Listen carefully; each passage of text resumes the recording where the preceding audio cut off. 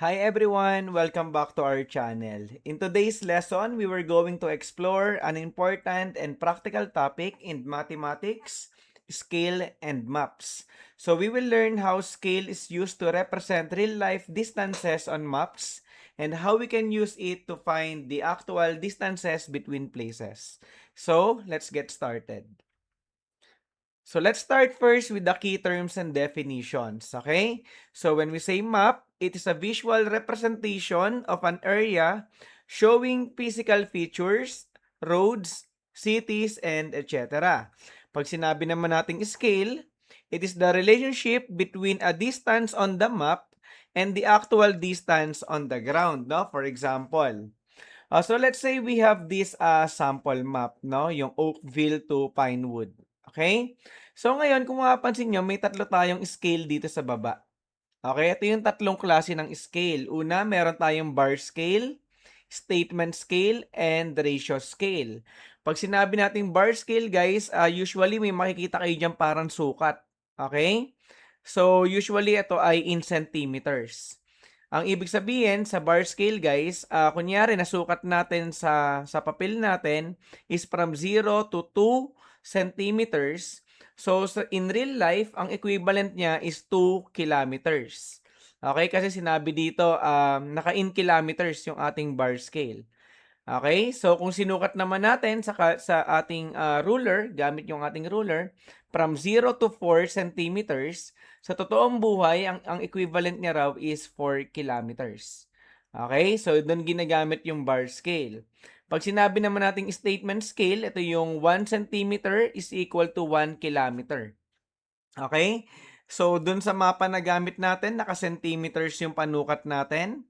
Pero in real life, ang equivalent niya is in kilometers. Nakukuha nyo? So, for example, ang nasukat nyo is 5 centimeters. So, sa totoong buhay, ang distance nun is 5 kilometers. Naintindihan? So, ang ratio scale naman, usually, ito ay both in centimeters. Okay? For example, 1:100,000. Ibig sabihin, yung 1 centimeters mo dito sa ating mapa, ang equivalent niyan is 100,000 centimeters in real life. Okay? So, naiintindihan ba yung tatlong scale natin? For example, distance on map is equal to 3 centimeters. Ibig sabihin, for example, sinukat natin to, no? Yung distance dito sa mapa. Ang nakuha yung sukat using your ruler is 3 centimeter. Ang actual distance daw nun sa totoong buhay is equal to 3 kilometers. Bakit? Since 1 centimeter is equal to 1 kilometer, so yung 3 centimeters na nasukat natin, ang equivalent daw nun sa totoong buhay is 3 kilometers. Okay? So, naiintindihan ba kung paano ginagamit yung scale? So, next, may tinatawag naman tayong map scale, no? So, sabi dito, it is a tool on the map that shows how distances on the map correspond to real-world distances. Okay, so usually yung map scale, guys, makikita mo yan dito sa may upper portion ng Philippine map. Okay, so zoom ko. Ito yung itsura ng ating map scale, guys. Nakikita nyo? So, paano ba siya ginagamit? So, sabi dito, guys, meron tayong statute miles or kilometers, no? So, may dalawang klase. Dito tayo mag-focus sa may kilometers. Ibig sabihin nito, guys, pagka ang sukat natin sa ating mapa is from 0 to 50, ito, nakita nyo? Tapos 0 to 100 at saka 0 to 150. Okay? Ito raw yung sukat nito sa totoong buhay. Okay, for example, sinukat natin, nagsukat tayo sa map. Ang nakuha nating sukat is from 0 hanggang dito. Okay? So, ibig sabihin, sa totoong buhay, that is 50 kilometers. Okay? Kung ang nasukat mo naman sa map is from 0 hanggang dito sa may 100 na part, ibig sabihin, sa totoong buhay, ang distance nila is 100 kilometers. Okay? So, nakukuha ba kung paano ginagamit yung map scale? So, usually dito, guys, gumagamit tayo ng ruler, no? And ang ginagamit natin doon usually is in centimeters. Okay, so let's now proceed to our example number 1. So basahin muna natin. So you are planning a road trip from Manila to Baguio City, two popular cities in Luzon, Philippines. The map you are using has a scale of 1:1,000,000. Okay? So you measure the distance between Manila and Baguio on the map as 22 centimeters. So, what is the real world distance from Manila to Baguio City? So, dito guys, nagpaplano ka daw na bumiyahe from Manila to Baguio, no? So, ngayon, may ginagamit kang map. Yung map mo daw is merong scale na, ratio scale na 1:1,000,000. So, take note, yung ratio scale guys sa map na ginagamit natin, pwedeng magbago yan. Okay? So, dito sa example natin, ang ratio scale natin is 1:1,000,000. Ibig sabihin, yung 1 centimeters na masusukat mo dito, ang equivalent niya in real life is 1,000,000 centimeters. Nakuha ba? So ngayon, so paano yung ginawa natin dito? You measure the distance between Manila and Baguio on the map. So, gumamit ka ng ruler siguro dito, no? For example. So ngayon, mineasure mo yung distance ng Manila at saka Baguio sa mapa. And ang nakuha mo daw is 22 centimeters. Okay? So ang problem natin ngayon, what is the real world distance from Manila to Baguio City? Okay, so try natin. So paano ba yan gagawin? So first, kunin natin yung mga given. So ang given natin dito is yung ating ratio scale. Ang ratio scale natin is 1:1,000,000. So anong ibig sabihin yan? It means that 1 centimeter on the map is equal to 10 kilometers in real life. So paano ba nakuha tong 10 kilometers? Okay, so dito guys, tignan nyo. Kung mapapansin nyo, long distance yung Manila and Baguio. So ibig sabihin, ang usual na ginagamit nating unit dyan is in kilometers. Okay, naka-km tayo. So paano ba natin nakuha yung 10 kilometers? So sabi dito sa ratio scale, ang 1 centimeter daw is equivalent to 1,000,000 centimeters in real life. Okay? So, i-convert natin ngayon yung centimeters to kilometers. Okay? Kasi usually, kilometers yung ginagamit natin pag ang pinag-uusapan is distances between the two places. Okay? So, convert natin. So, ang centimeters, nandito yan. Okay? So, i-convert natin yung centimeters to kilometers. Ito, yung kilo.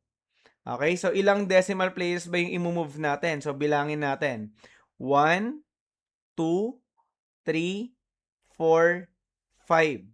Okay, so ibig sabihin, to convert centimeters to kilometers, kailangan i-move natin yung decimal point 5 beses to the left. Nakuha? Kasi to the left yung movement natin dito sa ating ginamit na formula. Okay, so try natin. So 1, 2, 3, 4, 5. Okay, ibig sabihin, ang natira is 10, so that is 10 kilometers. Nakuha ba? Now, proceed tayo. So ngayon, alam na natin yung ating statement scale, no? So yung 1 centimeter daw is equal to 10 kilometers. Ngayon, i-convert na natin yung nasukat natin. Ilan ba yung nasukat natin sa given natin? So sabi dito, you measure the distance between Manila and Baguio. So ang measurement daw is 22 centimeters. Okay? Now, i-convert natin si 22 centimeters to kilometers. Okay? So, since kailangan natin makancel yung centimeters dito para ma-convert natin sa kilometers, pag ginamit natin yung converting factors, yung 10 kilometers ang nasa numerator, sa denominator mo naman is yung 1 centimeter. Nakuha? So, using the conversion factor, makakancel natin yung centimeters. Tama? So, 22 times 10, compute lang natin, that is 220 kilometers. So, ang unit na natin ngayon is naka-kilometers. Okay, so ano ngayon ang sagot natin? The real distance from Manila to Baguio City is 220 kilometers. Okay, so nakuha ba guys kung paano natin sinagutan yung example number 1? Now, let's proceed to example number 2. You are looking for a hotel near the Eiffel Tower in Paris. So you have seen on the map that there is a hotel which is 3 centimeter away from the Eiffel Tower.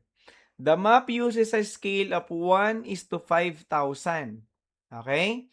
So is the hotel within walking distance from Eiffel Tower? So try natin. So sabi dito guys, naghahanap ka raw ng hotel from malapit sa Eiffel Tower, no? So may nakita kang hotel. So nung sinukat mo using your siguro ruler, no? Usually yun naman ang ginagamit natin. So nung sinukat mo yung distance from the Eiffel Tower to the hotel, ang nakuha mo raw is 3 centimeters. Okay? And then napansin mo na yung map is gumagamit ng ratio scale na 1 is to 5,000. Nakuha ba? Ibig sabihin, yung 1 centimeters mo dito, ang equivalent niya sa totoong buhay is 5,000 centimeters. Okay, so try natin. Now, since ang ratio scale natin is 1 is to 5,000, so it means ang 1 centimeter daw natin dito sa mapa, okay, na sinukat natin, ang equivalent daw niyan is 50 meters in real life. So again, paano ba yan nakuha? Paano ba nakuha yung 50 meters? So gagamit tayo nito, no? Yung pinaka formula natin. So, sabi dyan, ang 1 centimeter is equal to 5,000 centimeters in real life. So, convert natin yung centimeters to meters. O, ngayon, bakit meters yung ginamit natin? So, since walking distance lang naman, okay, aalamin natin kung walking distance lang yung Eiffel Tower dun sa hotel, usually ang ginagamit dyan guys is in meters. Okay, so malaman natin kung gaano ba kalayo in meters, no? So, usually, ang kilometers kasi is ginagamit sa mga long distance. Okay? Kung short distance lang naman, in meters yung usual or ideal na gamitin natin. So, convert natin yung centimeters to meters. Okay? So, ilang move ng decimal places yan? From centimeter, 1, 2. Ibig sabihin, to convert 5,000, kailangan natin mag-move ng 2 decimal places to the left, no? Para ma-convert yung 5,000 centimeters into meters. So, try natin. From here, 1, 2. So, meron tayong 50 meters. Nakuha ba? So, ito na ngayon, yung gagamitin nating conversion factor. Okay? So, try natin. So, calculation using the scale. So, nasukat natin is 3 centimeters based on the given, guys, no? So, gumamit ka ng ruler. So, nakita mo doon na yung hotel is 3 centimeters away from the Eiffel Tower. So, 3 cm. So, using the conversion factor, 1 cm is 250 meters. Since i-convert natin into meters, guys, yung 1 cm nasa denominator. Okay? So, para makancel natin yung centimeters. So, solving for the meters. So, 3 times 50, that is 150 meters. Nakuha ba? So, final answer. The hotel is within walking distance since it is only 150 meters away from Eiffel Tower. So, kayang lakarin, no? Kasi medyo malapit lang naman. Nakuha ba? So, 150 meters. Okay? Now, let's move on to our example number 3. No? Final example.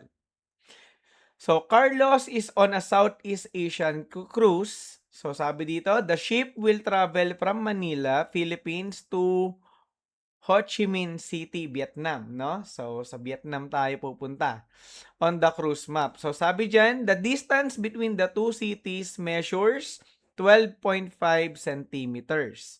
So, the map has a scale of 1 is to 2 million. So, what is the real world distance between Manila and Ho Chi Minh City based on the map? Okay? So, dito ang ginamit nating scale is, ratio scale is 1 is to 2 million. Ibig sabihin, yung 1 centimeters natin dito sa map, ang equivalent niya is 2 million centimeters in real life, no? So, convert natin. So, since long distance yung Manila to Ho Chi Minh, no? Or Philippines to Vietnam, so, ang gagamitin natin is in kilometers, no? So, dating gawi, convert natin yung centimeters to kilometers. So, ilan yan? 1, 2, 3, 4, 5. So, ibig sabihin, 5 move ka from dito sa dulo. So, 1, 2, 3, 4, 5. So, ang naiwan is 20 in kilometers. Nakuha ba?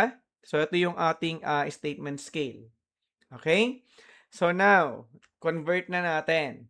So, sabi dito guys, nung ginamit mo yung ruler mo, no? So, minasukat ka na 12.5 centimeters. Okay? So, using the scale, 12.5, convert natin into kilometers. So, since kailangan makancel yung centimeter, yung 1 centimeter nasa denominator. Ang numerator natin is 20 kilometers. Okay? So, cancel natin yan. 12.5 times 20, that is 250 kilometers. Okay? So, final answer. The real world distance between Manila and Ho Chi Minh City is 250 kilometers. Okay? So, nakuha ba guys? Yan. So, that's it for our lesson today. I hope you were able to understand our topic now. So, if you have any questions or clarifications, feel free to drop a comment below. So, thank you so much guys for watching. This is Prof. D. See you in the flip side. Bye!